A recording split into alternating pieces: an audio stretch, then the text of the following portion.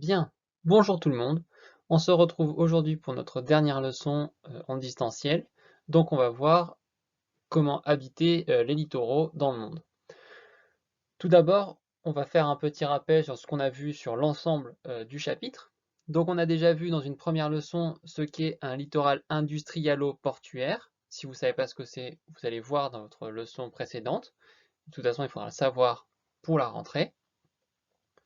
Là, on a justement l'exemple de Busan, celui qu'on a vu donc ensemble. Et mardi, vous avez aussi vu l'exemple du Havre quand vous avez étudié les vidéos. Ensuite, dans une deuxième leçon, nous avons étudié les littoraux touristiques. Et là, c'est ce qu'on a aussi donc avec le complexe hôtelier de Paradise Cove. Donc on voit que c'est différent, c'est bien des littoraux qui sont différents, qui ont des utilités différentes.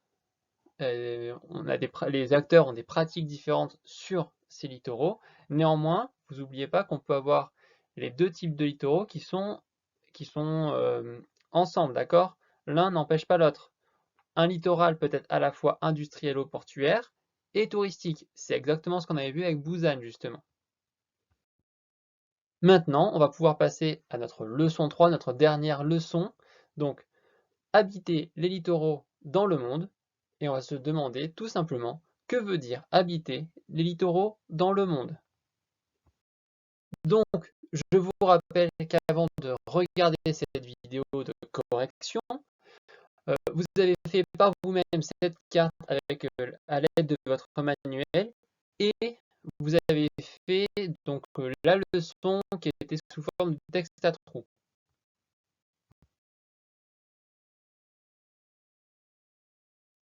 On va maintenant pouvoir passer à la correction de la carte, puis dans un second temps, on passera à la correction du texte à trous. Donc ce que je vous demandais en premier, c'était bien de nommer les océans A, B et C, donc en majuscule bleu. Tout le monde l'a fait en majuscule bleu. Donc A, c'est l'océan Pacifique, B, c'est l'océan Atlantique, et C, c'est l'océan Indien. Ensuite, vous deviez nommer les continents, les grands continents qu'on peut voir. Donc Amérique du Nord, en majuscule noir, Amérique du Sud, Afrique, Europe, Asie et Océanie. Si vous avez un peu du mal à localiser ces différents continents, ce qui est tout à fait normal, n'oubliez pas, vous pouvez mettre la vidéo sur pause. À partir de là, vous regardez mieux la carte. Ensuite, vous deviez surligner donc les principaux littoraux touristiques sur votre carte et ne pas oublier de reporter votre couleur avec laquelle vous avez surligné sur votre légende. Moi, j'ai choisi de surligner donc de la même façon et de la même couleur qu'avait été fait dans le manuel, mais si vous avez choisi une autre couleur, pourquoi pas? Dans tous les cas, sauf en vert, par exemple, le vert, c'est peut-être pas ce qu'il y a de plus recommandé, ou le bleu non plus, c'est pas très recommandé, mais le jaune, à la rigueur, ça peut être intéressant. Dans tous les cas, vous n'oubliez pas de vérifier que vous avez bien surligné l'ensemble. Et qu'est-ce qu'on voit quand on a surligné? Eh ben, on remarque qu'il y a des littoraux touristiques dans l'ensemble du monde. Il y en a partout, il y en a quasiment partout. Par contre, on a des pôles plus importants, des espaces où se localisent beaucoup de ces littoraux touristiques, et en particulier l'Europe, avec la Méditerranée, mais aussi l'Atlantique ou la Manche. On a aussi surtout l'Amérique du Nord, et en particulier les États-Unis et le Mexique. Et on a un autre espace qui se développe, ça va être l'Asie de l'Est. Enfin, un dernier point important, un dernier espace important, c'est tout ce qui est autour en fait, des îles, des archipels. Qui là, vous voyez bien que c'est justement, on avait vu que, avec l'exemple de l'île Maurice, que c'est par les îles ont comment dire, une économie qui se développe à partir du tourisme. Ça va être leur moyen de se développer, de s'enrichir. Donc, les littoraux touristiques, il y en a énormément dans les archipels, sur les îles. À cela, vous ajoutiez donc les principaux littoraux industrielo-portuaires. Là, vous aviez déjà la légende, vous aviez juste à refaire le petit schéma, donc faire un trait avec des petites dents. Qu'est-ce qu'on remarque? On en a les principaux sont localisés sur 3 espaces importants. L'Amérique du Nord, et surtout la façade Est, l'Asie de l'Est, et en particulier la Chine et le Japon, et enfin l'Europe du Nord. Vous voyez bien qu'il n'y en a pas dans les autres espaces. Donc on voit qu'il y a aussi l'idée que les espaces industriels ou portuaires se recoupent avec les grands littoraux touristiques. En fait, c'est l'économie de l'un qui va pouvoir développer l'autre. Une fois les grands littoraux industriels ou portuaires localisés, je vous demandais de localiser des ports en particulier. Donc, 1, c'est Busan. 2, c'est Shanghai. 3, c'est Rotterdam. Donc Busan, il est en Corée du Sud. Shanghai, en Chine. Et Rotterdam, aux Pays-Bas. Dans tous les cas, ces ports, ce sont des grands ports mondiaux. Vous avez à les savoir. Je peux vous demander où se localise, et je peux vous demander lors du contrôle de localiser ces différents ports. Ensuite, vous deviez cartographier les principales zones de surpêche dans le monde. Et vous n'oubliez pas, une fois que vous les cartographiez sur votre carte, de l'inscrire dans la légende aussi. Hein. Qu'est-ce qu'on remarque? Eh bien, on remarque qu'on en a des zones de surpêche partout dans le monde. Ça, on le voit bien. Mais on voit aussi que c'est principalement, comment dire, proche des continents. Vous voyez qu'il n'y en a pas en pleine mer.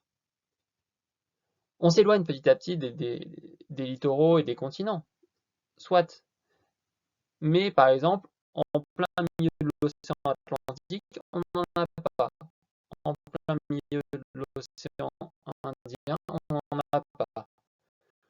Donc on va aussi proche des littoraux, on va aussi près des littoraux.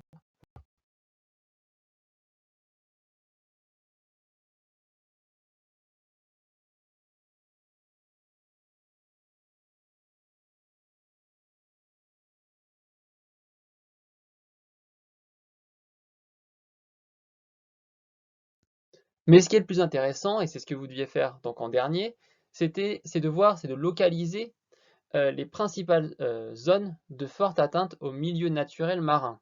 Donc milieu naturel marin, ça veut dire les poissons, mais ça veut dire aussi les algues, les coraux, peu importe, tout ce qu'il y a en mer. Et qu'est-ce qu'on voit? On remarque que c'est aux endroits où il y en a un fort taux de surpêche, d'accord? C'est les zones de surpêche qui sont aussi les zones les plus atteintes et qui sont le plus à risque. Mais c'est aussi les zones où on a le plus de tourisme. Et là, en particulier, on peut voir la mer Méditerranée. Vous voyez que la mer Méditerranée, elle accumule l'ensemble des problèmes. C'est aussi un espace qui est donc fortement à protéger. Une fois que vous avez fini votre carte et fini de la corriger, je vous rappelle que vous mettez sur pause quand vous voulez, hein, on va corriger ensemble le texte à trous. Alors comment on va faire ça? Je ne vais pas afficher petit à petit les différents mots parce que ça prendrait beaucoup de temps pour pas grand chose. Ce qu'on va faire, c'est que juste après, vous allez avoir l'ensemble de la correction. Donc si vous n'avez pas fini votre texte à trous tout de suite, vous mettez la vidéo sur pause et après, vous reviendrez une fois que votre texte à trous sera fini, d'accord? Alors, on va lire ensemble justement ce texte à trous complété et vous allez pouvoir corriger et voir si vous comprenez ou autre. Donc, dans le monde, 2 personnes sur 3 habitent à moins de 100 km d'une côte. De plus, 7 des 10 plus grandes métropoles mondiales sont situées sur un littoral. La mer est aussi un espace très important pour le commerce puisqu'environ 80% des échanges mondiaux se font par la mer. Aujourd'hui, les littoraux industrialo-portuaires, donc ce sont ceux qui ont des activités portuaires et industrielles, sont majoritairement répartis entre 3 grandes régions du monde: l'Amérique du Nord-Est, l'Europe du Nord et l'Asie de l'Est. Les littoraux touristiques se concentrent sur 3 grands océans, l'océan Pacifique, l'océan Atlantique et l'océan Indien. L'Europe est le continent où le tourisme littoral est le plus développé. Qu'est-ce que ça veut dire aussi ça? Ça veut dire qu'en plus de ces 3 océans, il faudrait rajouter justement la mer Méditerranée. Mais c'est une mer intérieure. Néanmoins, les littoraux sont des espaces menacés. Donc menacés, ça veut dire en danger. En effet, les principaux littoraux industriels-portuaires et ou touristiques, vous vous souvenez que on peut avoir les deux sur un même littoral, hein, touristique et industriel-portuaire. Donc, ces principaux littoraux sont aussi ceux qui connaissent une forte atteinte au milieu naturel marin. Ainsi, seuls 7% des côtes sont protégées dans le monde, ce qui veut dire que la très grande majorité des côtes et des littoraux aujourd'hui ne sont pas protégés. Donc, ils peuvent être facilement mis en danger par différents aménagements que feront les hommes et les différents acteurs pour soit accueillir des touristes, soit accueillir des entreprises ou agrandir des ports, par exemple. À partir de là, on voit un dernier mot de vocabulaire, qui est le dernier mot de vocabulaire de notre séquence, notre chapitre. Donc c'est littoral. Vous l'avez travaillé tout au long du chapitre. Et qu'est-ce que ça veut dire? Maintenant, normalement, vous savez déjà ce que ça veut dire, même sans avoir eu la définition. Là, c'est juste pour vous mettre des mots clairs dessus. Mais en fin de compte, vous avez déjà compris ce que c'est un littoral. Un littoral, c'est une région qui est située au contact de la mer et de la terre. Donc, si vous me parlez de plage, c'est pas ce qu'il faut dire. La plage, c'est trop vague. Non, on parle de littoral. Bien, à partir de là, vous avez l'ensemble du chapitre.